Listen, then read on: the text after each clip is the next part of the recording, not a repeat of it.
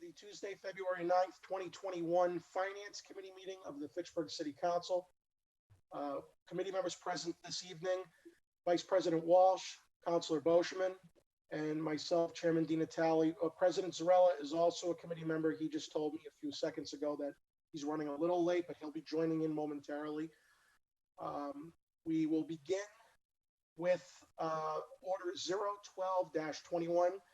First off, there was no registrants for public comment or public forum, just registrants for participation during each of these petition items. They'll be as panelists. We begin with the first order on the agenda, 012-21. In order that the City of Fitchburg hereby approves the expenditure of funds from the Massachusetts Executive Office of Energy and Environmental Affairs Municipal Vulnerability Preparedness Program Action Grant in the approximate amount of $271,787 for the purpose of said grant, which is to begin the planning and design of green infrastructure stormwater improvements along John Fitch Highway. And I have a communication here from Assistant City Engineer Nicholas Erickson to the Mayor on January 21st. States as follows. This past September, the city was notified that it was awarded a Municipal Vulnerability Preparedness Program Action Grant through Mass Executive Office of Energy and Environmental Affairs in the amount of $271,787 to begin the planning and design of green infrastructure stormwater improvements along John Fitch Highway between Lunenburg Street and Summer Street. John Fitch Highway is the main commercial corridor in the city with many retail, restaurants, entertainment, and service-based businesses. It was constructed in the 1950s to provide auto-oriented commercial strip development. Unfortunately, John Fitch Highway was built within the floodplain of Baker Brook. The brook was diverted and the adjacent wetlands and farmlands were filled in to develop three major commercial plazas, which are now affected by flooding of Baker Brook to some degree during intense precipitation events. In order to mitigate the flooding and provide for increased levels of economic revitalization of the corridor, the DPW applied for this grant to initialize planning and design of green infrastructure stormwater improvements. The improvements will help that area and will help to improve pedestrian safety and facilitate pedestrian access along the corridor, in addition to reducing the urban flooding and improve water quality in Baker Brook. The DPW is committed to provide a cash match of $139,260, which was made possible by the Mayor's office last fall through an appropriation from free cash. This cash match demonstrates the city's investment in the project and was no doubt instrumental in the success of this grant application. In future years, the DPW will be seeking additional funding through this grant program and or other state federal funding programs to move the design towards completion and construction. Commissioner Bassanetto, is there anything you'd like to add, sir? Yes, sir. Thank you, Council, for having us on board today. As you stated, this grant is matched with the funds that Council appropriated for stormwater for a total cost of $411,000. And what that's going to pay for is to design the project to 25% MassDOT. And this is a design process that's required to apply for TIP funding, Transportation Improvement Program funding. That way MassDOT can pay for the construction costs, which are going to be significant. So this money is really leveraging millions of dollars in construction down the line that MassDOT, but in order to get that money, it has to be designed to their standards. So that's what this is paying for. As I mentioned, Assistant City Engineer Nicholas Erickson's the project manager for DPW on this project. He wrote the letter, and any questions he can answer. Thank you. Mr. Erickson, is there anything you'd like to add before we open it up to the committee? I'd just like to add that we have two excellent consultants on board to help us with this grant, Weston and Sampson and Fussin O'Neill, and we're very much looking forward to getting the project underway. My question right off the bat is the receipt of this grant for the design phase. Is it? I don't want to lock ourselves into a commitment here, but is this almost a foregone conclusion that Mass DOT is essentially going to follow through with the entire project? So this is just like phase one from them. We design it to their specifications, and it's a guarantee we're going to get the next round of funding to complete the effort. I guess what I'm saying is this isn't like we're not sure if we're going to get the money after the design is approved by them. Is this basically the green light that the entire effort's going to get done? Yeah, so the way the Transportation Improvement Program works, the TIP, is it's not really a grant program. You don't apply for it. What you have to do is you have to go through the process. It takes about 5 years to go through the whole process with the reviews and all that. But it places you on the the fiscally constrained yearly appropriation of federal funds. And MassDOT, Fitchburg hasn't had one of these projects in a very long time. So we're due for one of these, and we're working with MassDOT. It's nothing's guaranteed, but this project will be funded at some point. When is it? And that has a lot to do how we design the project. So, I'm using my experience with I used to work at an MPO doing these projects. So I'm using my experience to design this project in a way that it can move forward, avoid a lot of the pitfalls that slows these projects down. Like I said, nothing's guaranteed, but this definitely places us in a favorable position. So we're in the pipeline basically now by getting this grant. So it's not maybe a question of if, but a question of when. Correct. Okay, thank you. I have Councilor Boschman who would like to speak. I guess it'd be Nick, the commissioner first.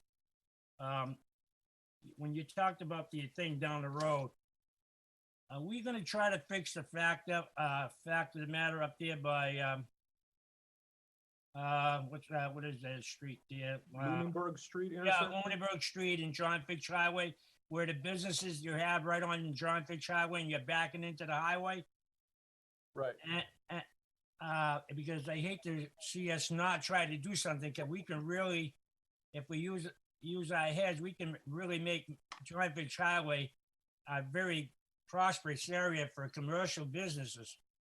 That's our goal. That's our goal with this, is to make it greener, make it reduce the flooding, and make it more commercially viable. The intersection of Lunenburg Street is actually a MassDOT jurisdiction. That's not our intersection. That's MassDOT's intersection. And that project to fix that intersection was on the TIP, but because of the right-of-way issues, it dropped out of the TIP. So that's one of those things I'm talking about that one of those pitfalls that kills projects. So this project is specifically avoiding that pitfall by avoiding that intersection. However, we are going to work with MassDOT to try to resolve some of those access management issues, meaning, how businesses access their property from John Fitch. And hopefully we can, fix some of those issues so later on MassDOT can go ahead and fix that intersection. Now, according to what I read in your study here, well, what you said, that $271,000 that we got matching grant that you sent out in the package, that's all. That $271,000 is going to be spent just on paperwork, according to this. There's no construction whatsoever, right? The package that you sent out that Right. Nick Harrison sent to the council. Yeah, Nick Erickson can answer that one. Yeah, so this money is being allocated entirely towards the design of this project. So the design is a little bit more than just paperwork. It involves first the surveyor going out and preparing a survey base map. It involves a lot of hydrologic and hydraulic calculations, modeling, trying to make sure that we're designing the right solution for the issues that are along this stretch of John Fitch Highway. So there's flooding issues, there's pedestrian access issues, there's vehicular issues. So the design is going to basically look at the entire picture and come up with a solution that best addresses each of these things. And like Nick said, it's designed geared towards a 25% Mass DOT submittal. So the design actually needs to move quite far down the design road, so to speak, before it gets to that point. And that involves numerous meetings, coordinations with our engineering consultant, Mass DOT, a lot of back and forth. And then, like you said, on top of that, on top of the design and the calculations, it also involves a lot of paperwork and making sure that Mass DOT has what they need administratively to move through this process. So you're correct in that it's going towards paperwork, but a lot of it's more than just paperwork. It's paying a lot of really bright people to come up with creative and viable solutions for these problems. Now, correct me if I'm wrong. I thought I read in here, is this project going to fall underneath the complete street program too? No. So complete streets is vague. We are going to improve pedestrian access. We are going to include pedestrian and bicycle facilities. The complete streets grant is a separate grant that you apply for. You get, maximum a couple $100,000. So we're gonna include complete streets concepts, but we're not going for that grant.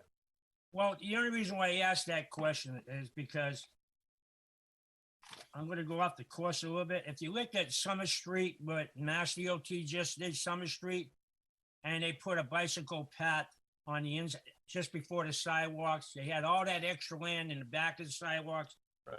People are afraid to use their bicycles because of the cars. Are we going to try to do something different down there if you're going to go on that aspect where the bicycles won't be on near the road, to be on the inside of the walkway and still have the walkway, then the bicycle path? You're absolutely correct, Counselor. Bike lanes would not be, John Fitch Highway has too many vehicles, too high of a speed. Nobody would feel comfortable riding on the street. So bicycle lanes is not what we're going to do there. We're going to try to do what's called a shared use path, meaning bicycles are going to be more like pedestrians. Bicycles and pedestrians are going to share a space instead of bicycles and vehicles. That's really the way things have gone for a while now. MassDOT has realized that bike lanes are not a good solution in most cases. So we've I've done a couple complete streets projects. I actually did the first complete streets project in Massachusetts when I worked in Lowell, and that was a separated shared use path, bicycles and pedestrians. So you're correct. We're not gonna do bike lanes. We're gonna do shared use path. Okay, I make a motion we accept. Second. Motion has been made and seconded to accept the order. Speaking on that motion, do you gentlemen have a timeline on with what Nick Erickson was talking about in terms of what needs to take place? Do we have any kind of estimated time frame as to when this phase of this grant is going to be finished? And then the next phase, I guess, whenever they want to turn us on to getting it done. So what's that point after this point? So when is the design going to be finished? And when is it going to be vetted by Mass DOT? And when do we expect approval? And that may be a hard ask, but a year, 2 years? I mean, how long does this normally take? 22. So this grant that we received has a very, very tight and short deadline. So we need to be finished this project by the end of this fiscal year. And by this project, I mean this piece of the project. So this 25% design. So we're essentially getting the project ready for submission to Mass DOT and their 25% design requirement by the end of this fiscal year. So we've already got Weston Sampson and Fuss & O'Neill out there working on the project. Right now, we're funding the work that they're doing right now through our cash match portion of the grant. And we're anticipating, or we're hoping that this use of funds is accepted and approved tonight so that we can continue the work and pay the remaining bills essentially with the grant funds. Thank you. Motion made and seconded to approve the order. Roll call vote. President Zarella, Yes. Vice President Walsh, Yes. Councilor Boschman, Definitely yes. Miami, yes. Passes 4-0. Thank you. Thank you, Councilors. Moving on to order number 013-21, that the city of Fitchburg approves the expenditure of funds from the Mass Department of Environmental Protection Asset Management Grant Program in the approximate amount of $96,600 for the purpose of said grant, which is to begin the development of a geographic information system-based asset management program for the water department. Letter here from Assistant City Engineer Nick Erickson to the mayor on January 21st. Earlier this year, the city was notified that it was awarded a grant in the amount of $96,600 through the Massachusetts Department of Environmental Protection Asset Management Grant Program to begin the development of a geographic information system-based asset management program for its drinking water infrastructure. The city currently maintains detailed paper records of the water distribution system, including water mains, valves, and hydrants. The city also maintains a hydraulic model, last updated approximately 10 years ago, and a 200 scale overall map of the water system showing the general divisions of the 4 different pressure zones within the city. The overall goal in developing an asset management program is to begin creation of a GIS-based asset management program to help understand areas where the water system is deficient, identify and prioritize needed repairs and capital improvement projects, and come up with a funding strategy. The electronic mapping will be used to optimize daily operation, maintenance activities, and provide city personnel with access to asset information in the field. The fire hydrant location information will also be shared with the fire department so that their vehicles have GPS-based information on the nearest hydrant and pressure zones. Creation of the water GIS will be the first step in implementing an asset inventory of the horizontal, below-grade assets and vertical assets included within the city's system. In the near term, the city is seeking to digitize the paper records and gather supplementary field data to create a water GIS. Future steps include a cleanup and QC of the data, fixing of connectivity for hydraulic model creation, and development of a pipeline database or other below-grade asset inventory tools, as well as a vertical asset inventory tool that can provide a condition assessment of the entire system, likelihood of failure, perform a criticality, risk analysis, consequence of failure, and allow the city to be proactive in their approach to asset failure within the water distribution system. The DPW is committed to provide both a cash match of $32,200, which was made possible by the mayor's office last fall through an appropriation from free cash, and in-kind services valued at $32,200. These demonstrate the city's investment in the project and were no doubt instrumental in the success of this grant application. In future years, the DPW will be seeking additional funding through this grant program and or other state federal funding programs to move the design towards completion and construction. Is there anything that would like to be added to that before we open it up to the committee? Yes, Councilor, thank you very much. So DPW manages a lot of assets, pavements, sidewalks, drainage systems, traffic lights, sewer, water, et cetera. The way we manage it is using a GIS system, which allows us to know where our assets are, what condition they're in. So this is one missing key in that GIS asset management. And again, Nick Erickson is our assistant city engineer. He's project manager in charge of this.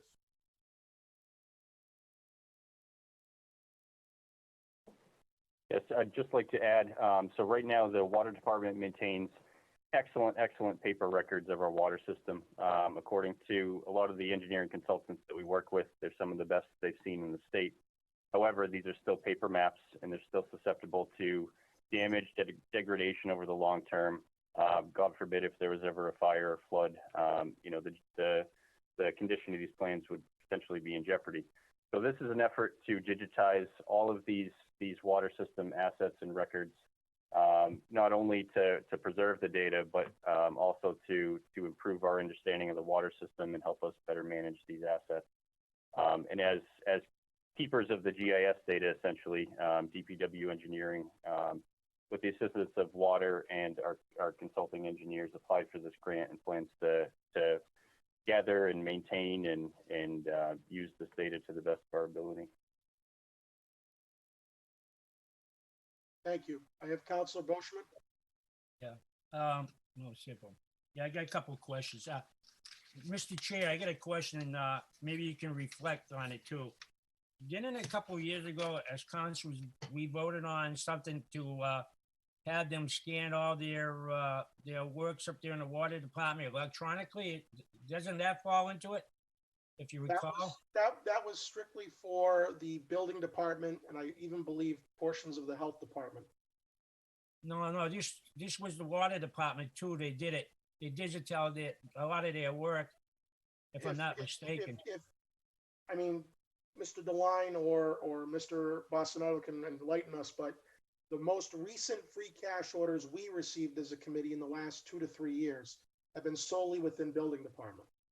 So right, I know that. So I mean, we've had so many orders, I may be forgetting one, but that's the only one that comes to my mind with respect to electronic scanning.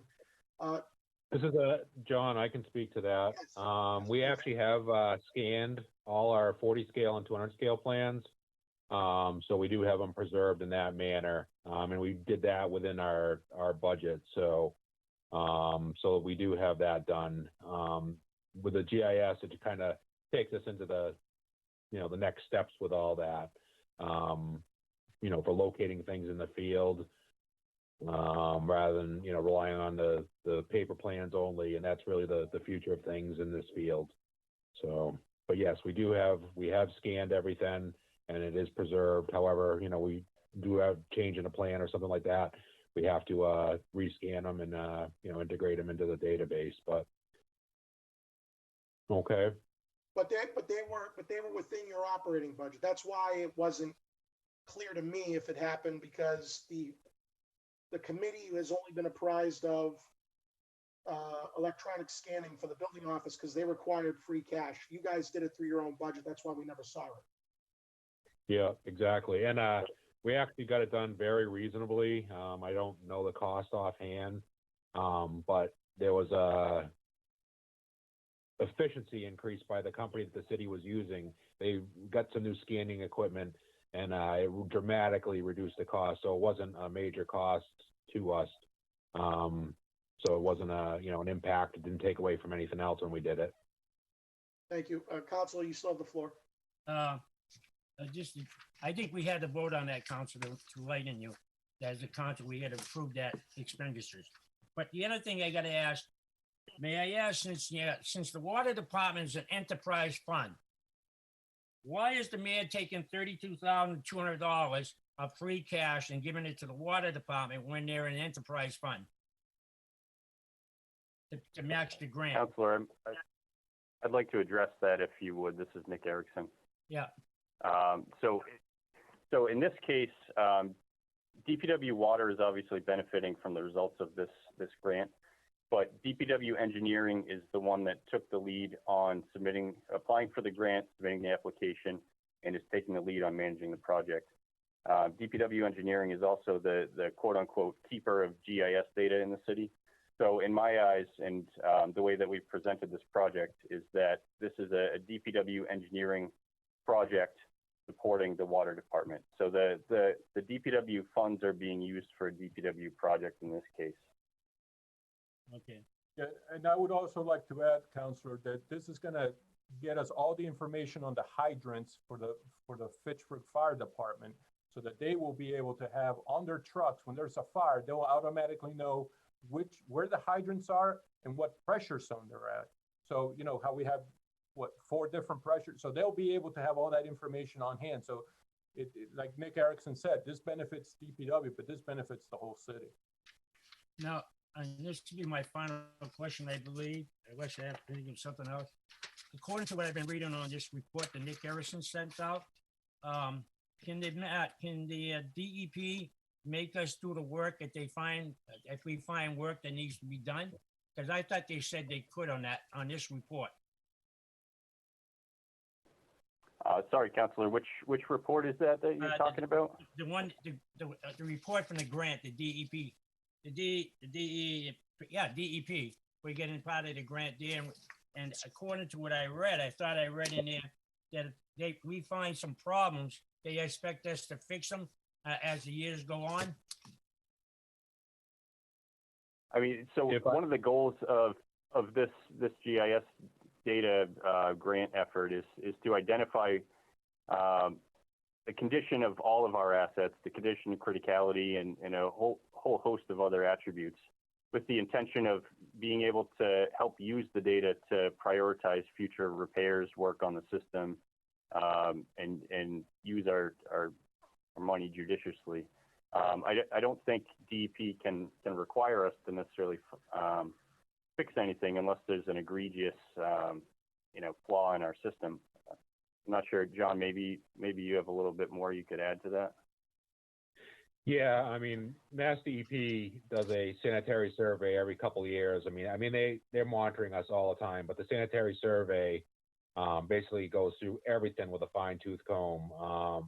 They already have a list of things for us to do. I don't think they can add any more to it. So, but I can't imagine anything that would be found through this work that they haven't, identified otherwise, or we haven't identified and pointed out to them, because we're very open and honest to them. That's, part of supplying drinking water. We don't hide anything. If there's an issue, then we need to resolve it, not hide it from them. And like I said, they come through and double check everything that we've been doing every couple of years and go through all our records, our work that we've done, the treatment plants, the operation. They walk through everything. They can't look at every water main, but they look at what we've been doing for work in the system, making sure that, that we are flushing hydrants and things like that. So I honestly cannot imagine there's anything that would be found in this that, you know, and if it does get found, then we should be doing it anyway, because it's for the protection of the drinking water for the people of Fitchburg. All right. If I get any questions, I'll put my name down. Thank you. Vice President Walsh? Thank you, Mr. Chair.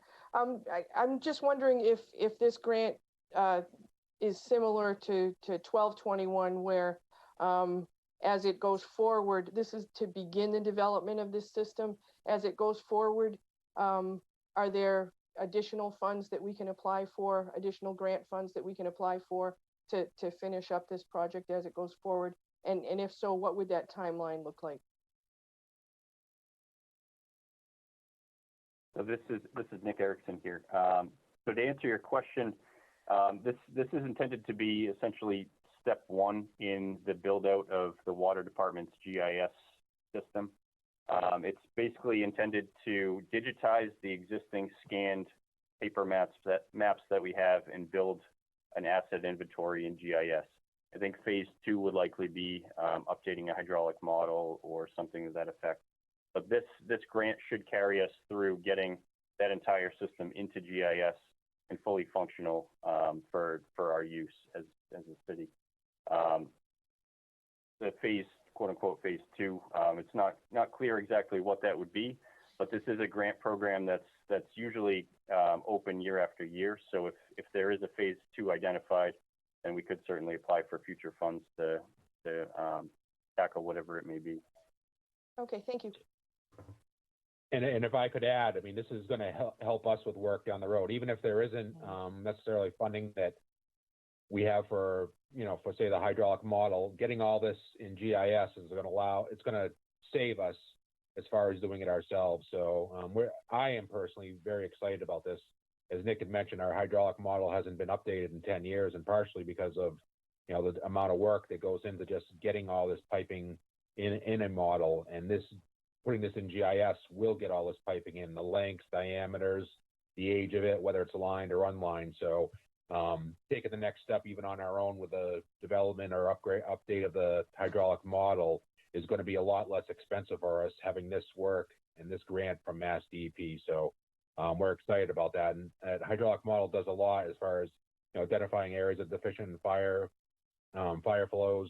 And it also will help us with water quality too, because we'll be able to enter water quality complaints into this GIS model, and, you know, also our water quality data, and help us to better analyze, you know, what water is doing in our distribution system. Is it, you know, it's not flowing this way, or, you know, some stagnant areas here. And I mean, I think it'll, you know, give us the tools to deal with that much better down the road. So like I said, we're very excited about this. Thank you. I have a motion made and seconded. Motion made by Councilor Boschman, seconded by President Zarella. Roll call vote. President Zarella. Yes. Councilor Boschman. Definitely, yep. Vice President Walsh. Yes. And I am a yes. It's unanimous, 4-0. Moving on to 1421, in order that the city of Fitchburg hereby approves the expenditure of funds from the Mass Executive Office of Energy and Environmental Affairs, Greening the Gateway City's Municipal Grant Program in the approximate amount of $20,000 for the purpose of said grant, which is to plant trees in city parks and rights of way within the designated planting zone. Okay, let's see here. Sorry.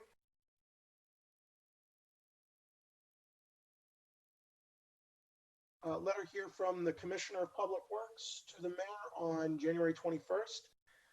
The Department of Public Works respectfully requests that the Mayor and City Council accept a grant in the amount of $20,000 from the Executive Office of Energy and Environmental Affairs, and allow the expenditure of funds from the grant towards the planting of trees in areas as indicated in the grant application. All work reimbursable under this grant must be completed by June 30th, 2021. The City of Fitchburg, led by the DPW, recently completed the Municipal Vulnerability Preparedness Planning Grant process with a focus on both hazard mitigation planning and climate adaptation. In June 2020, the city submitted a joint hazard mitigation plan, a Municipal Vulnerability Preparedness Plan, to the Executive Office of Energy and Environmental Affairs for review and approval that outlines a strategy to reduce the impacts of natural hazards and climate change within the community and the region. Throughout the MVP planning grant process, the city engaged both key stakeholders and the public to prepare an assessment of existing environmental risks and vulnerabilities and develop a hazard mitigation and climate adaptation strategy.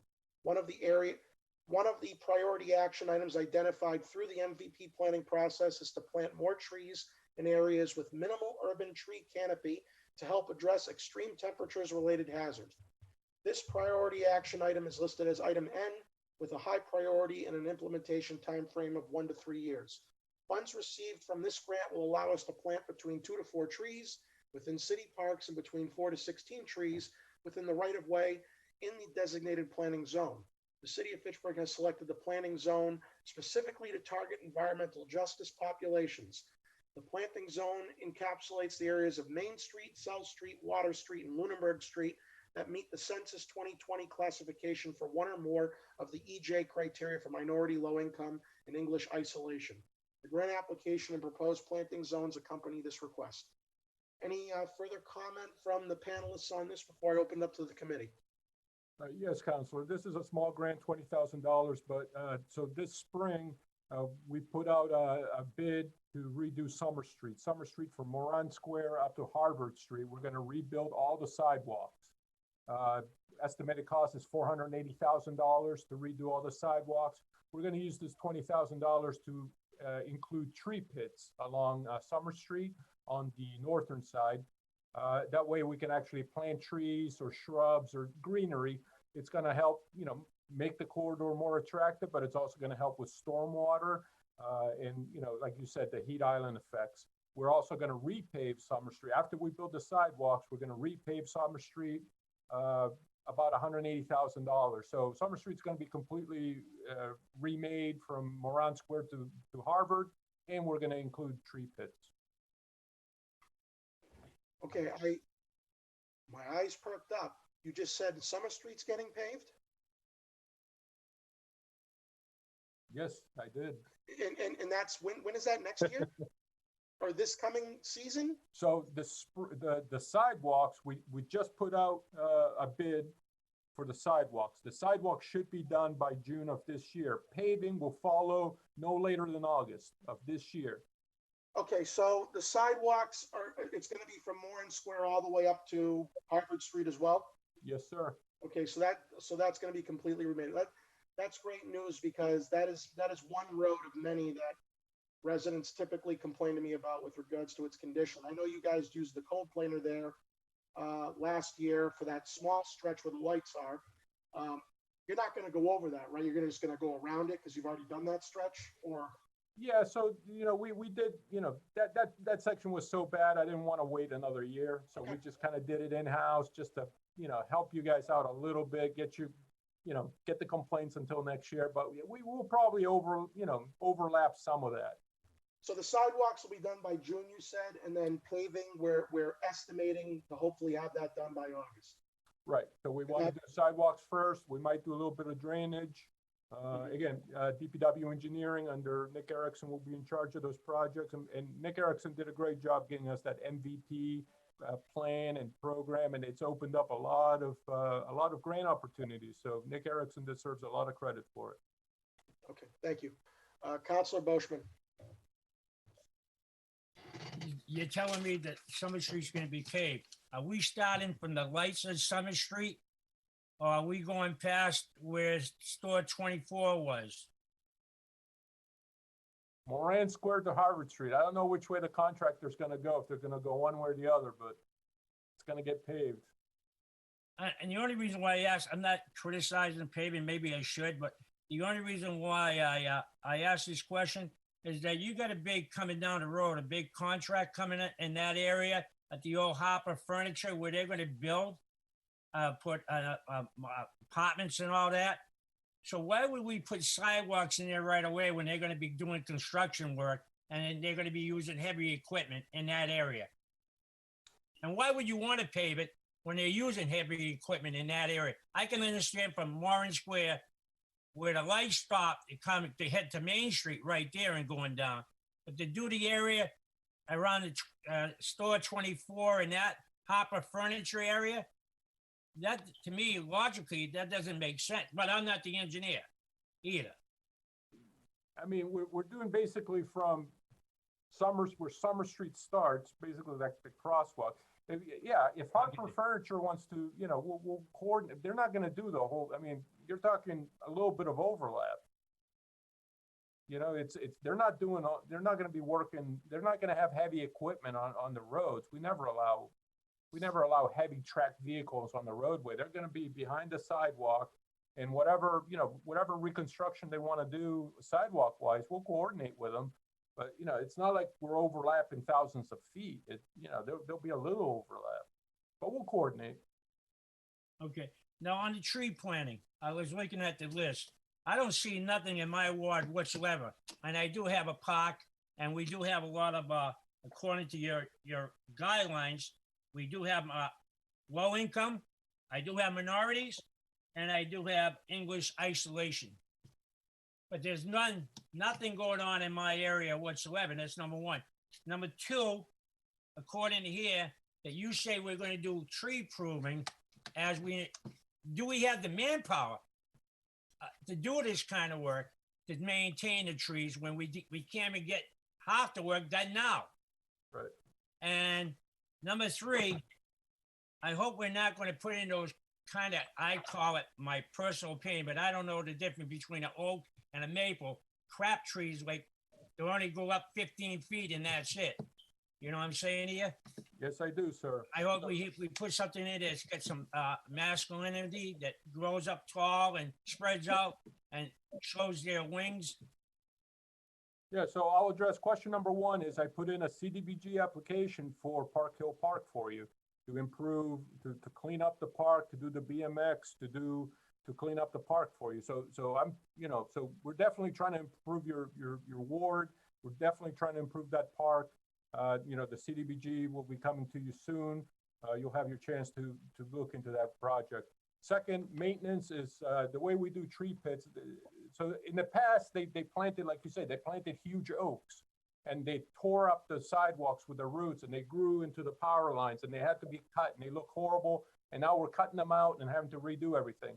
The way we do tree pits now is we put root protection around the ball and we plant specific types of trees because there are power lines overhead. We don't want a tree that's going to grow 30 feet. And we don't want trees that the roots are going to destroy. And we don't want trees that are high maintenance. We want trees that can survive the winter, that can survive the salt, that are not going to tear up the sidewalks, that are not going to, so we're going to pick specific types of trees, not maples, not oaks. So we'll pick the right type of trees.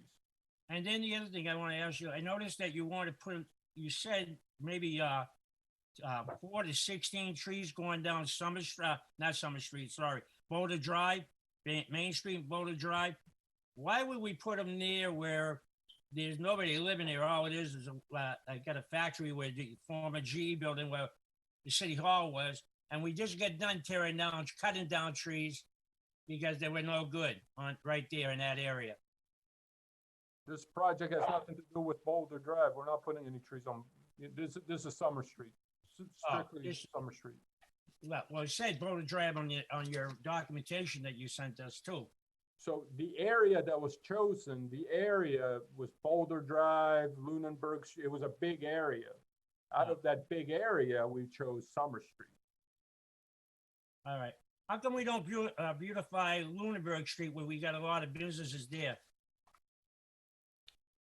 Beautification wise. So Lunenburg Street is under DOT jurisdiction from Boutel to the town line. The other side of Lunenburg, we'll get, we only have so many funds. So we have to target, we try to target a corridor, sidewalks, trees, pavement, Lunenburg Street, Water Street needs a lot of work. That's a gateway into the city. It looks horrible in some sections. So, Water Street's gonna, is sort of next on the list corridor to do the same thing. Sidewalks, pavement, trees, Lunenburg Street. There's a lot of streets that need help. We just need to kind of line them up and start working on them. All right. I have a motion made by Vice President Walsh, seconded by President Zarella to accept. Speaking on the motion. Roll call vote, Counselor Boishman. Okay. Yes? Yes.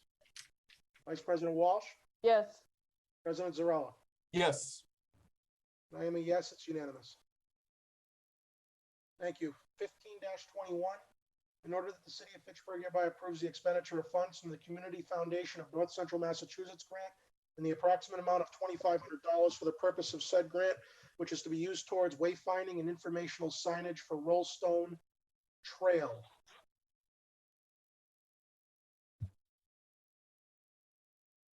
I have a letter here from Commissioner Bossino to the mayor on January 27th.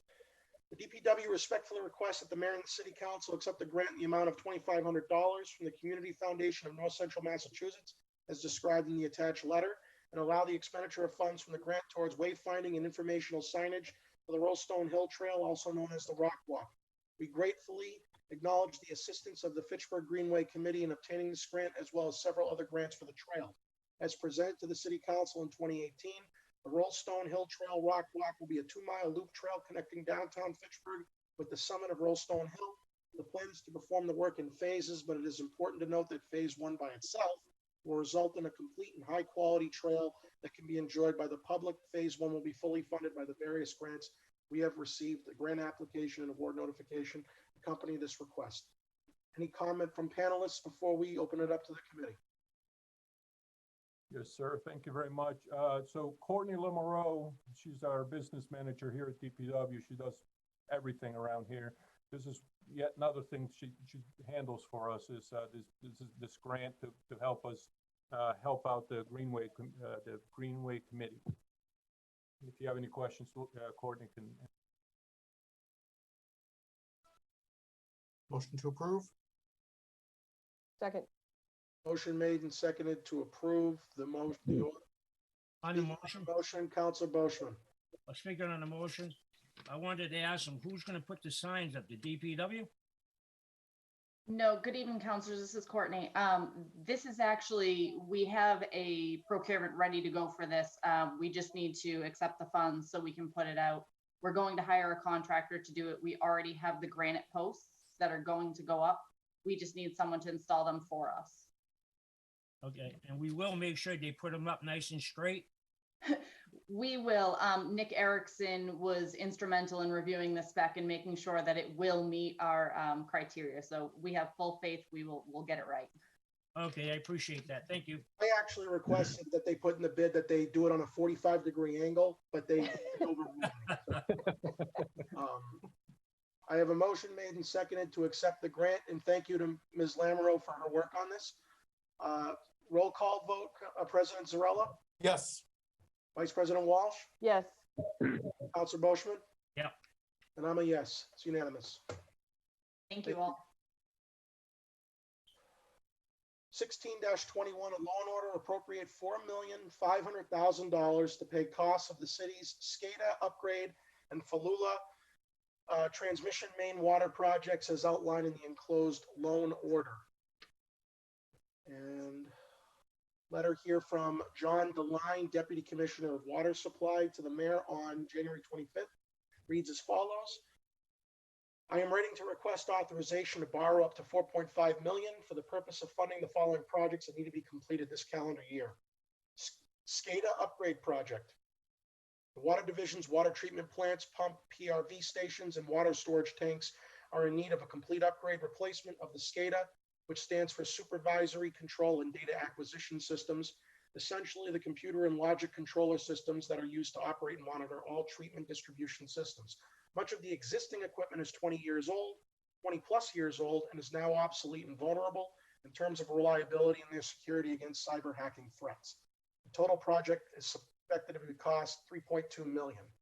Falula transmission main upgrade project. The existing 16-inch transmission main between the Falula treatment plant and the Falula water storage tanks needs to be upgraded to a 24-inch diameter main. The carrying capacity of the transmission main is not adequate to pass the full design capacity of the Falula treatment plant, and due to its age, plus or minus 100 years old, is due for replacement to ensure that no catastrophic failures occur that would impact the ability to convey water to the city from this treatment plant. The total project cost is estimated to be $1.3 million. any comments from the panelists on this before we open it up? I know we have representatives from Arcadis here to present on this, but Deputy Commissioner DeLine or Commissioner Bostonetto, which either one, go ahead if you have anything to add to this. Yeah, so Deputy Commissioner DeLine, Nick Erickson, and our consultant are the experts on this. All I have to do is tell you that I cannot overstate the importance of this project for the short-term and long-term viability of the city. Yeah, I would echo Nicholas's comments. This is the most important project that we have before us. It's the most critical project, and it has to be done.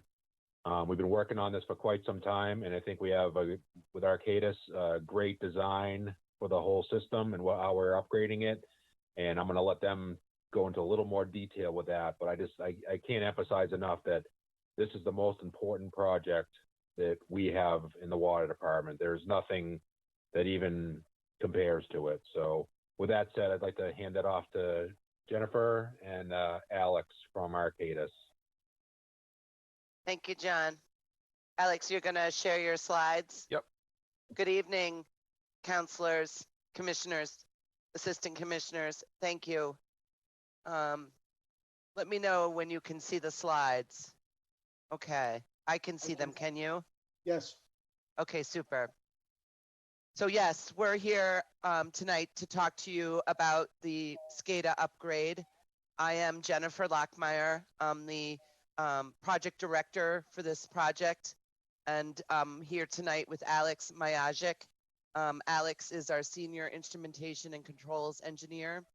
The two of us are located in our Wakefield, Mass office, and we've been working with the city on this important project for a few years now. So what is SCADA? It's a supervisory control and data acquisition. And it's the control systems that run the Fitchburg's water system, and it also maintains all the system data. And there's a lot of data. A few other terms that you'll hear tonight, as Alex, the INC guys, they can't help themselves, the instrumentation and control guys, he'll be rattling off things like MCP, that's Master Control Panel, and that's the panel that connects everything inside the plant. He'll talk about the FCP, that's the filter control panels, and they run the filter equipment in your plants. And then he'll be talking about the PLCs, and those are programmable logic controllers, and they make decisions, they run equipment, they collect data that's so essential to reporting to Mass DEP on like chemical levels, flows, etc. This slide it shows you the location of all the various components of your water system, and they're located all over. You have many in Fitchburg, but you also have many in Hubbardston and Westminster. And so when we talk about the reliability of understanding what is going on at these different systems, it's essential that you can see that from a system that lets you look at it, virtually, rather than you can't always be sending your guys. Your guys can't be in all these places at one time. Next slide, Alex. So this is just an overview of what we'll go over tonight. We'll talk about the treatment plants. We'll talk about the remote sites, the new equipment, and of course, the construction costs, some of the complexity of the staging and the construction of the project. And then we'll go over the schedule and a summary. And of course, at any time, if you have questions, please slow us down. So with that, Alex, let's talk about why you need to upgrade the water system. Right. So why are we upgrading the water system SCADA? So the equipment is antiquated. It has exceeded its useful service life. So everything has been fully used. And it's now to the point where spare parts are hard to find because the equipment is no longer supported by their manufacturers. It's using an aged communication system, copper phone lines, and the water department is having issues during storms with the connectivity, and then they have to send operators out to monitor stations and see what's going on. So it is also no redundancy currently. So for water plants, typically you see redundant PLCs, redundant SCADA, and that's not that wasn't typically standard 20 years ago or 20 plus years ago. And we're also, as part of this project, going to provide security for the remote sites.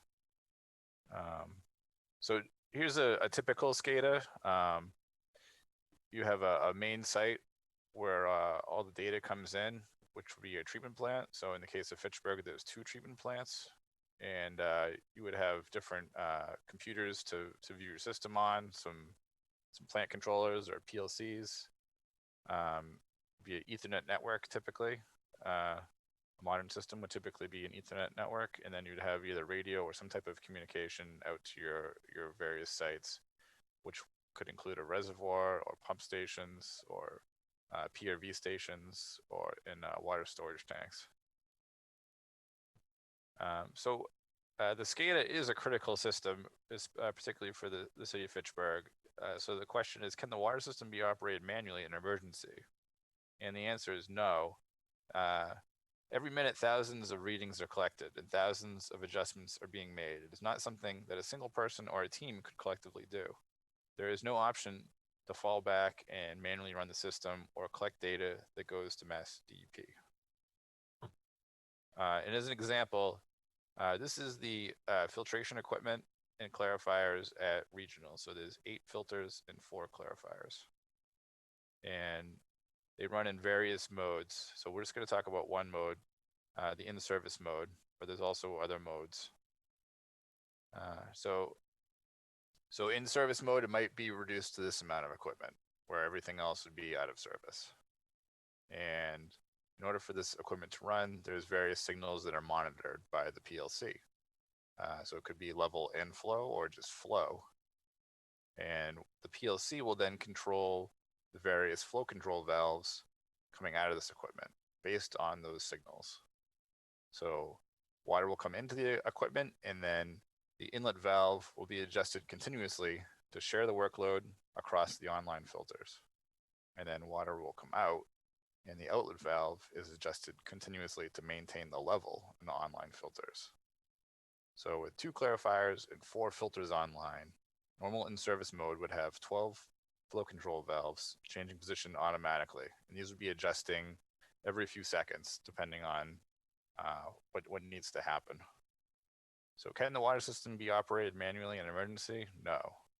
And just to restate, because it is very important, every minute, thousands of readings are collected and thousands of adjustments are being made. It is not something that a single person or a team could collectively do. There's no option to fall back and manually run the system or collect the data that goes to mass DEP. So this part, we're going to talk about some of the existing equipment that will be upgraded as part of this project at the treatment plant and the remote sites. So at Falula, we have a master control panel and a filter control panel. And these controllers, you can see that there's a lot of wires in here, but the controllers are past their useful life in both of these panels. And then this is at regional. This is the master control panel. So this panel connects to the remote sites through copper phone lines from the phone company, and these are not proactively maintained. As Verizon is looking to sunset those contracts that folks have with their copper lines, fiber optic doesn't extend to these different areas either. So the proposed or the design method for communication will be cellular. And also just to reiterate, there's no redundancy with this equipment. And then this is the filter control panel at regional. This is the SCADA system at Falula. So you can see an overview screen here with a summary of the major pieces of equipment at Falula. And then there's the regional treatment plant and some of the major equipment on the overview screen there. So this slide is really to show you that so a lot of the sites, the remote sites, are on lease line, and there's also some radio and some alarm dialers. So as I said before, the lease line is problematic, and we're going to be replacing that as part of this project. And another issue is there's not really standardization. You can see there's a lot of different PLCs. So as part of the project, we're going to be standardizing on those PLCs and standardizing on the communication method, so that maintenance and support for everything is more streamlined and simpler, and that inventories are simpler. So this is the Marimetto pump station control panel. It's going to show a few of the remote sites, so you can see what the age of the equipment looks like. So this is the site that's in Hubbardston, and this controller is no longer made. And then this is the VFD panel, which is a variable frequency drive. So this is at La Cava, and it controls the VFDs control the speed of the pumps to maintain the water pressure for the Great Wolf Lodge. And the picture on the right shows the close-up of the pressure controller that's in this panel. So you can see that it has exposed circuit boards. And so what this does is it receives a pressure signal from a pressure instrument, and it tells the pumps to speed up or slow down to maintain that pressure. So without that piece of equipment on the right there, the pressure can't be maintained for the Great Wolf Lodge. And then these are some of the controllers that are as part of the whole array of controllers that are in the SCADA system currently. So as you can see, there's many different ones, and these are all obsolete. And then these would be the new controllers that we would be providing. So we would be standardizing. So the controller on the left would be for the plants, and the controller on the right would be for the stations and the smaller panels. And they both use the same programming language. So that's, again, our effort to standardize. So this is a basic simplified version of what the new network would look like. So you have your two treatment plants, regional and Falula, and then you have your remote sites. So again, there's the copper lease lines. Those are going to be upgraded in the new design. So we'll have cellular for all the sites, and we'll have redundancies for the PLCs and SCADA, and there'll be cybersecurity, and we're adding remote site security as well. So just to walk you through some of the complexity of the project during construction with the staging of the new equipment and keeping the plants online. This is the master control panel at regional, and this is the filter control panel at regional. So we're going to be upgrading both of those panels. I'm just going to walk through how we're going to do that. So in the first stage here, we'll install the new master control panel on the right side where you see the red square. So it'll be offline to begin with, and then in the plant will still be running on the old master control panel and the old filter control panel. And then what we'll do is we'll move the wires over from the old master control panel. We'll use that as a termination box, and we'll reconnect to the new master control panel. And then we'll bring the new master control panel online, and we will turn off the old master control panel. So at this point, the plant will run on the new master control panel and the old filter control panel. And then what we'll do is we'll move half of the equipment over from the filter control panel temporarily. We'll have the wires extended over to the new master control panel, and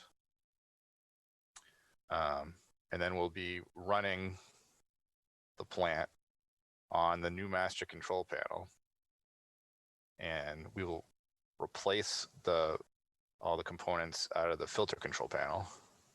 And then when we're done replacing all the control panel components, we'll run the plant from the new master control panel and the new filter control panel, and we'll move all that temporary wiring back to the filter control panel. And then once we're done, we'll have all our temporary wiring gone, and we'll have our new panels running.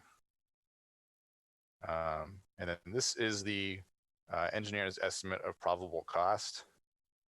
So we've been tracking the engineer's estimate throughout the design using an AACE class cost estimate, where we had a low limit and a high limit that have been tightening with each revision to the project. So we're at a 0 and a 1.4% for our low and high limit. and our total project cost with this estimate is roughly $3.2 million. And this is our schedule. So it's a fast track project due to the nature of the age of the equipment.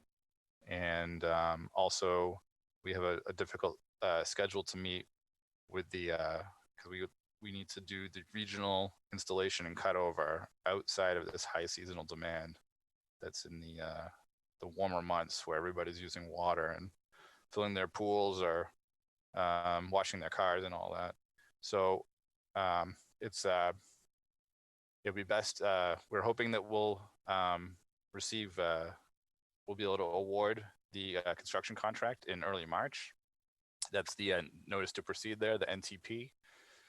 And we'd begin our PLC and SCADA configuration programming as soon as we can, and then we'll begin the process of reviewing the submittals, and the contract will start on the build out this summer.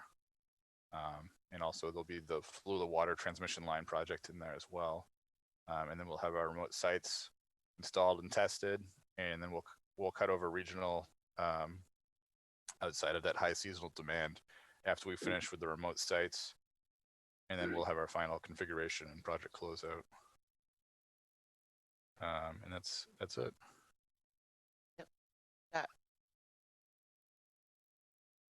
And if I could just add a couple things, we are able to shut down the Flula plant during the work that's being done there.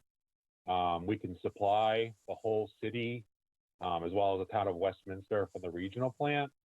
However, we cannot do the same with the Flula plant. So the regional plant will have to stay online during all this work. So there's 4 clarifiers and 8 filters up there. And we're going to, Alex went into it a bit as far as, the steps that we need to do to keep the plant running while also doing this work. So we're going to be swapping over the wires and so forth with a clarifier and 2 filters, then another clarifier and 2 filters, and having a day or 2 in between to make sure that everything works right. It's a complicated project. I mean, you can see all the wires that were in those cabinets, and those all have to be swapped over and matched up correctly so that everything functions the way it's supposed to. So we're a bit nervous about this, but we're confident in Arcadis's work on this project, and we're real pleased with how the design has come up. We think this is the best option, to make sure that we have redundancy and resiliency with this system, and making sure that everything's the same and compatible in each plant, so that as Alex mentioned, we don't, we'll have some replacement parts, but we don't have to have different replacement parts for each location. We'll be able to simplify the stock of those. And we also feel that with this system, it's more easily maintained than the current system, as far as being more open architecture, so that we can, replace things and upgrade them, which is not, something that's possible right now. So I don't know if, Jennifer, did you have something to add, or? No, I think we're ready for any questions. Thank you, John. Thank you, Alex. Yep. Thank you. I'll kick it off. My only question would be for John.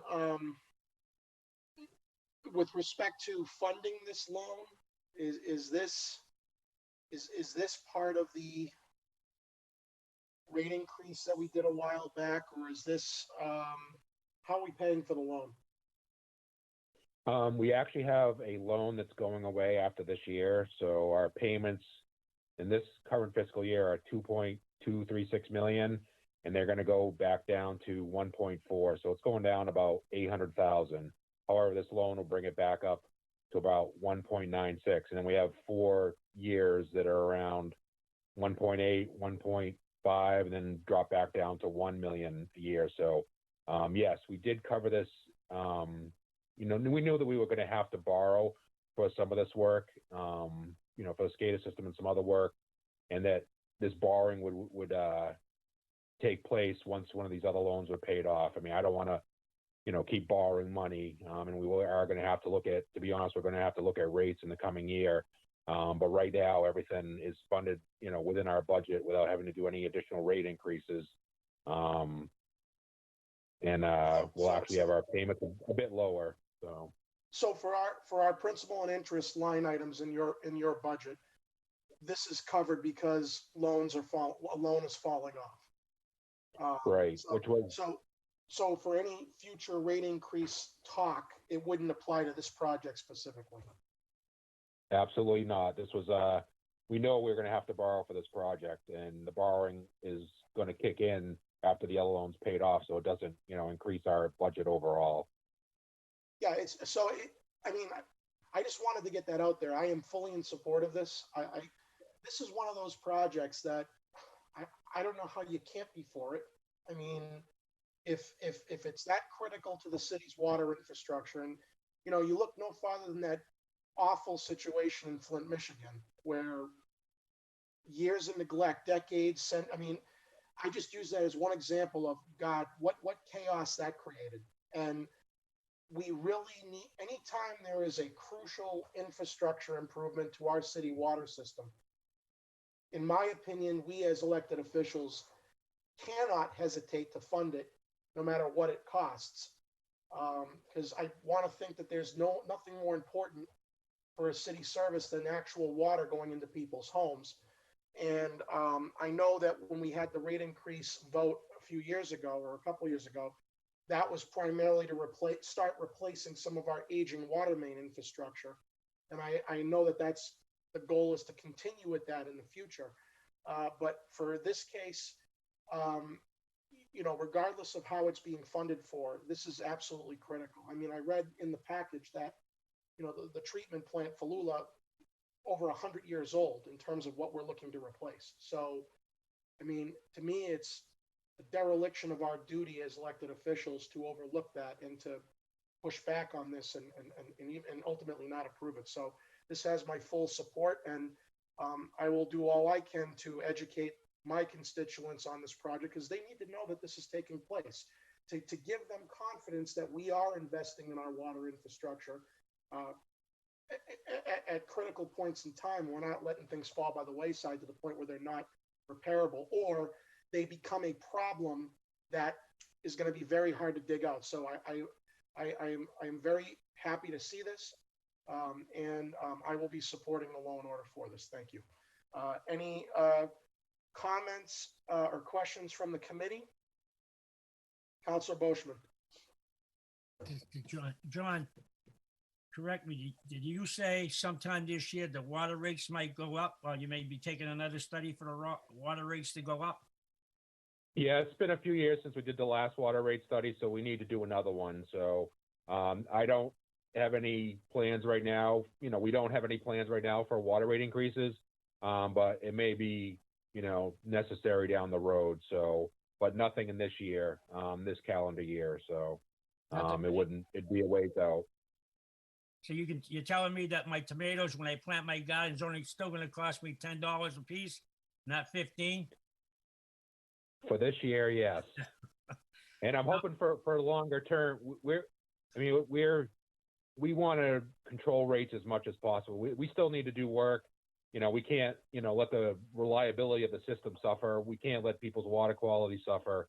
So we still need to accomplish that. But at the same time, is any place that we can save money, we will. And even, we're going to try to reduce, we're asking for $4.5 million between this project and the Falula transmission main project, which I'd like to just touch upon in a minute or so. But the bids that we actually do have the bids for the SCADA system, and they came in below estimates. We're still, Arcadis is still going through them and making sure that, everything's the way it should be, and nothing was missed, and that the contractor is a good contractor. But we may not end up borrowing as much as we are asking for right now. I'd still like to ask for this amount because there always is some uncertainty, but I can promise you, and this is a recorded meeting, that we're not going to borrow any more than necessary to get this project and the Falula transmission main project done. There's nothing going to be added on to it or, hidden away. So I'm hoping that we can reduce that borrowing down so that, down the road, we'll, be able to put even more into water mains. once we get back to doing those. So So let me ask you a question. If you borrow $4.5 million, what would be the interest rate on that $4.5 million? Calvin, would you want to speak to that, or it's 2 or 3%, right? Yeah, if I may, I think that's what the long-term rate has been. The face value of the notes are usually 4%, and that's, in budgeting, that's where I start, is 4%. Or now, can the water department come to the city and borrow money from the city and pay us 4%? I'll answer that and say no. Why not? No, because it's internal borrowing, and it has to be paid off by the end of the fiscal year. Even it does. I'm not talking about the stabilization fund. So any kind of inter-fund borrowing, which is what you're talking about, has to be paid off by the end of the fiscal year. So we would have to go out to the markets and borrow the funds. We can only do it during the year for basically cash flow purposes. Oh, all right. So they couldn't take any money from the overlay fund and to fund that project and then start putting the money back into the overlay, right? No, you couldn't do that. All right. On the system. And we are Go ahead. only borrowing for 10 years too, so we minimize the amount of interest we pay.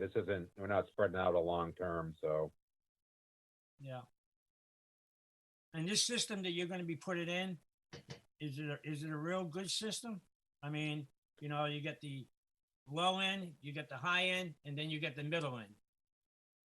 So I would say we're in the middle. I would say, and maybe Alex can speak to it a little more because there were some other options that would have raised the price quite a bit. But I think that we've got middle to high end system. We judged the next step up to be unnecessary. But maybe Alex could speak to that a bit. Yeah. So we looked at trying to provide the most value for the city when we did the design, which is how we always try to do these projects. What do you actually we want to only buy what you actually need, what you're going to use. So that's kind of how we design around it. Now, in terms of reliability and those types of items for the plants, so we have the redundant controllers, and they're the PLCs that we're going to use are, they're very common in the industry. They're very well supported in the industry. So it is good quality equipment. But like I said, we didn't buy a Mercedes or anything like that when we thought we could get away with a Honda Civic, Now, my question to you is, you were talking about, how are we going to use the transmission? What is it? Is it like a cell phone type of situation to generate? You say you can't use the copper wire, so they have to send men out. John told me that today. Right. So Yeah, we're going to have cellular connections at each of the locations. So instead of paying for Verizon for the lease lines that are unreliable and have issues in inclement weather, we're going to have cellular systems that will basically get that information back to the treatment plants. What happens if it's like a cell phone and you drop calls and you lose power? Would that happen? Could that happen? And what happens then if it does? So go ahead, Alex. Yeah, so the cellular systems are being upgraded by Verizon and all the cell providers. That's going to be their it is, and it's going to be the future for them. They do not want to support copper. It's much easier for them to install antennas and a few antennas here and there and get their system as robust as possible than to string from site to site. And you can see that with the fact that it's difficult to even get a home phone line now. A lot of plants used to use dialers and they can't use dialers anymore because you can't get a new phone line. So they're using the internet. So it's going to be some internet-based connection. Now the plants themselves will still have the hard connection. So and then there'll be, in addition to their hard connection, they'll have the cellular connections for the remote sites. So in the case of right now, Falula and Regional are connected through a hard connection. And if that ever gives them any problems, then they'll have the cellular there as a backup. And be 5G, right? And- Must be 5G. That's right. Right, and if there's a dropped signal per se, like you have a dropped call, the data is stored on site, and once that connection returns, it's basically catches up with it, and that data, it isn't lost or anything like that. It is, does make it to the system, whatever we're collecting. So. All right. Okay. And if I could also add about the Cadillac of the SCADA system would have been, the biggest difference was that some of the components would have been hot swappable, meaning we wouldn't have to shut a system down to replace components.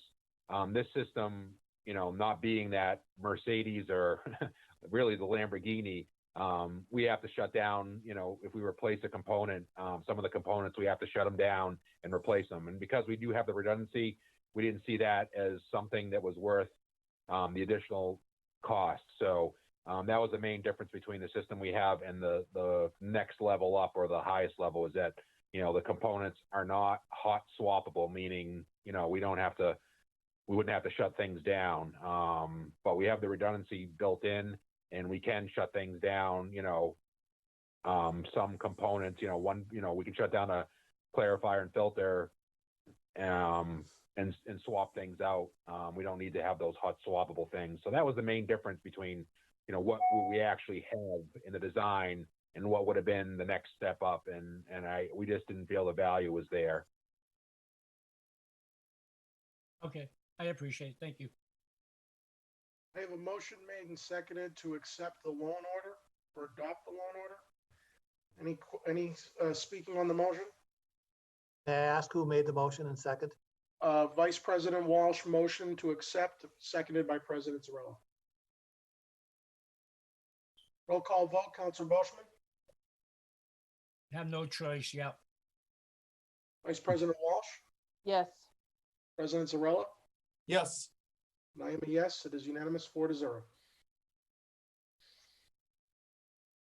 Thank you very much, councilors. Thank you for your all leadership. for your attendance on this.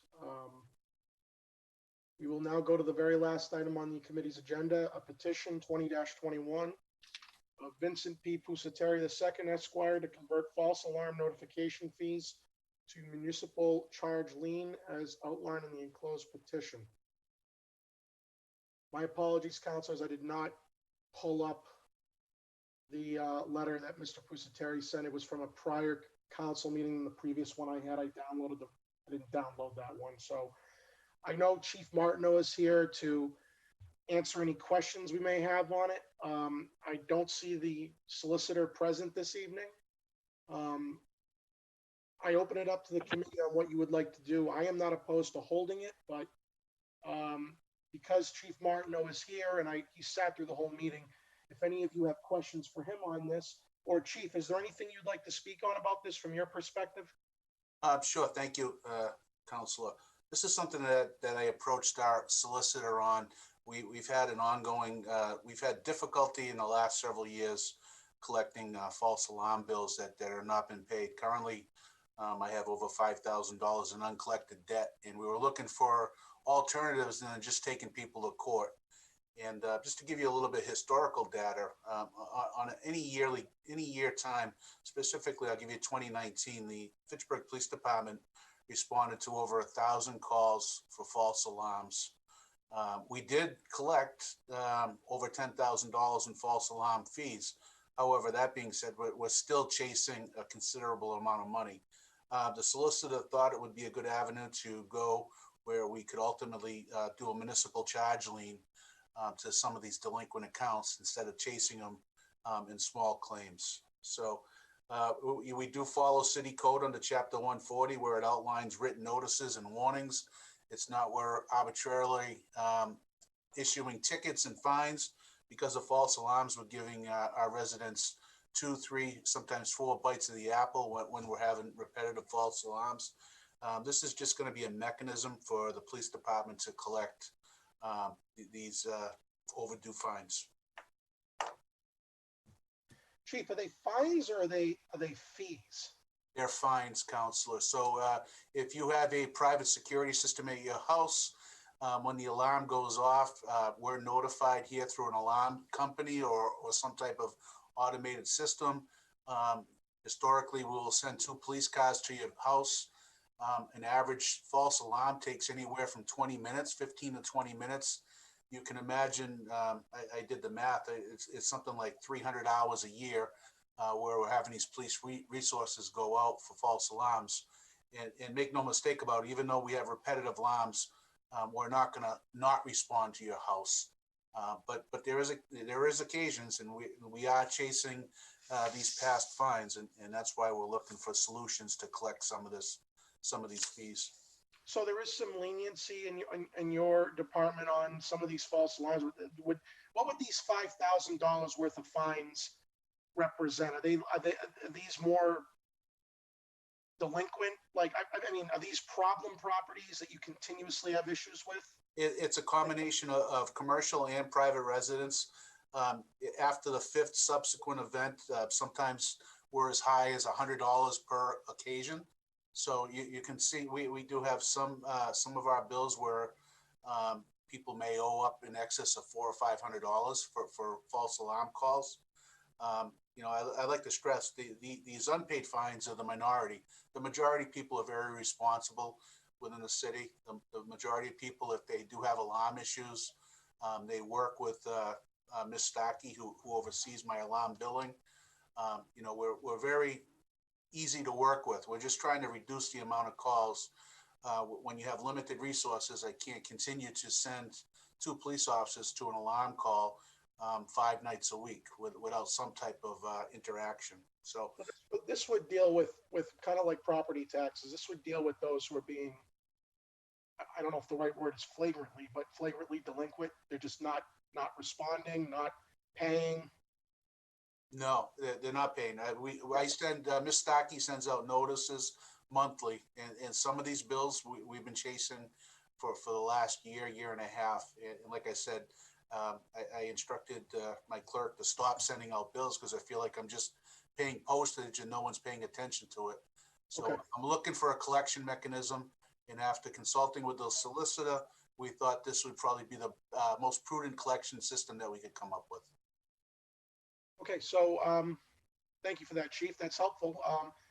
Probably explains why the solicitor is not here. You requested this through him, and this was his idea on how to approach that. So Yes, sir. appreciate that. So I have a question from President Zarella. It appears Councilor Boschman may be ahead of me. I'm Mr. sorry, Chair. Councilor Boschman. Chief, how much does it cost when you go out? What's the fine? $50, $100, $200? So I'm going to use you as an example, Counselor. If you have an alarm at your house and the first time it goes off and it's a false alarm, we determine it's a false alarm, we issue you a written notice. That's per City Ordinance 149-C. So the first time we go out, a written notice is given to you. The second time your alarm goes off and it's a false alarm, we send you a warning letter.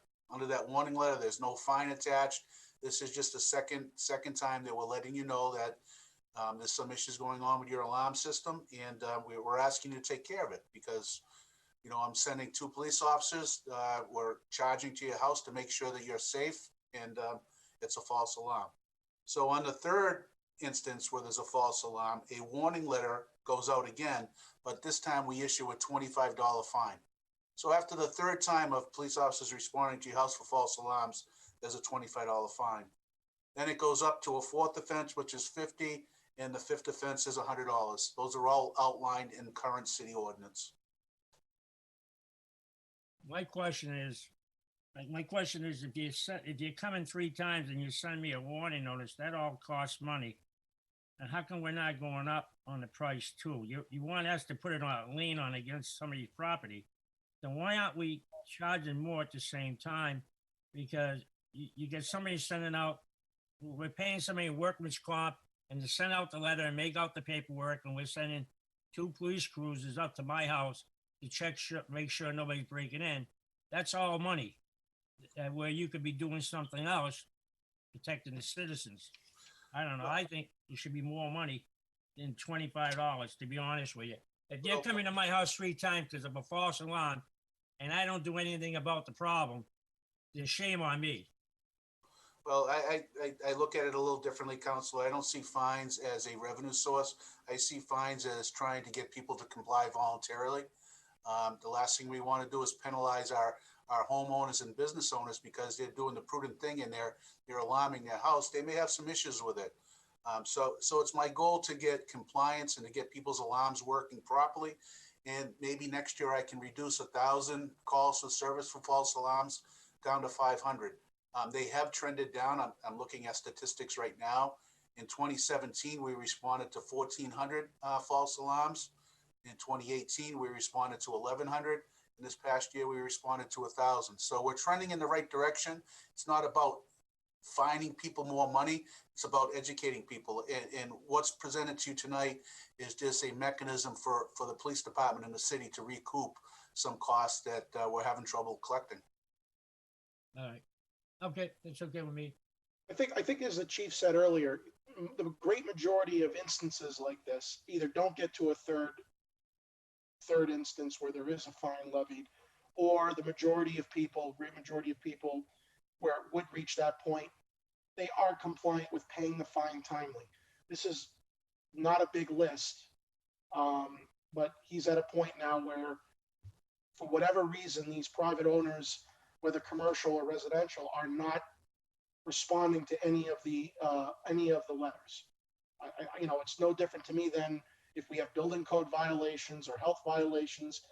We typically send out a warning, maybe 2, to try to be lenient to people and give them a chance. Then after the second or third bite of the apple, we start fining. And if they're still not paying, then the hammer gets dropped on them for whatever reason. President Zarella. Thank you, Mr. Chair. I'd just like to first note that I think I may have mentioned this back when we were last discussing the possibility of raising fines on certain offenses and so forth. I would have no problem with that, but only if Chief Martineau comes to us and says that the existing fine is too low to have a deterrent effect. And in this case, that doesn't appear to be the case if we're getting compliance at the current levels. If that changes at any point for this or any other offense, I would urge Chief Martineau to let us know, and I would be more than happy to vote for a hike in the fines if that's what seems most likely to achieve the goal. I'd also like to just note that in the absence, since we don't have Solicitor Pusateri here, this is actually as simple as it sounds, more or less.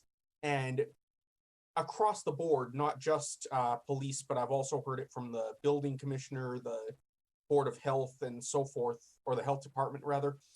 And across the board, one of our biggest issues with compliance in the city is the high cost of pursuing a fine in court. It's more often than not costing us more to get the fine out of someone than the cost of the fine, which is why a lot of petty infractions don't get, the fine never actually gets pursued beyond the level of sending letters and so forth. This is a mechanism that allows us to put sort of a de facto consequence on people, whether they pay or not. And it gets us there at a much lower cost. So I'm strongly in support, and thank you for bringing this forward. I'll second that motion that Councilor Walsh, Vice President Walsh just put up. Before the motion was made, Councilor Boschman wrote in first. I will certainly hold my motion until he has completed his statements. Thank you, I will Mr. as well. President. Thank you, Council President. The reason why I brought up an increase in fine, it isn't that I'm trying to take advantage of people. It's not that. But I feel that we're sending 2 police cruisers down there for 20 to 40 minutes. And these 2 police cruisers could be doing something else in the city, responding to some other crime somewhere else. That was my big concern, number one. Number two, an increase in fines does a lot more than just say you're hitting somebody. When you go through a red light and you get a ticket, you don't get a warning, you get a ticket. You don't go through that red light again because you have to pay a fine, a real big fine, for going through a red light. And that's the only reason why people look at, when they're paying in their pocketbook, they actually look at it and they pay more attention. And that's why I said what I said.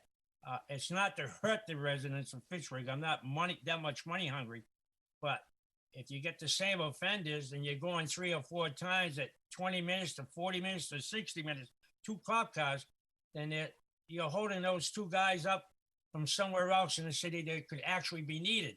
And that's all I was saying that for. That was the reason why. So I'll approve the motion. Go ahead, Anthony. One final question I have, folks, before the motion is made is, Chief, if I have if any property, is that record permanent with them? There's no sunset period? Like if you live in your house for 20 years and you've had 3 false alarms over that 20-year period, do they get hit with the $25 on the 3rd offense? Or is it a judgment call? Or is this more like if it happens within 6 months or a year? Or I'm just thinking out loud, like if you have someone who's lived there for 20 years, they've had 3 false alarms, that's 3 times over 20 years. It's a great question, Counselor, and it all comes down to common sense and judgment. I have the utmost confidence in my clerk, Ms. Stacky, and how she handles billing, and we're constantly, I saw it a lot this year. People that were home with the pandemic were setting their alarms off more than usual because they're not used to being home.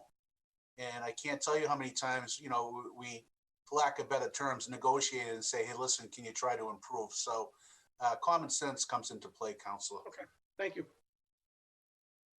So I have a motion made by Vice President Walsh. Do I have a second? Oh, second. Okay, seconded by President Zarella. So roll call vote, Councilor Boschman, Yep. Yes. Vice President Walsh, Yes. President Zarella, Yes. and I am a yes. It is unanimous 4-0. Thank you, Councilors. Thank you. Do I have a motion to adjourn? Motion to moved. adjourn. Okay, and taking that motion and seconded with unanimous consent. Thank you very much, folks. We are adjourned. Thank you. Thank you. Thank you, everyone.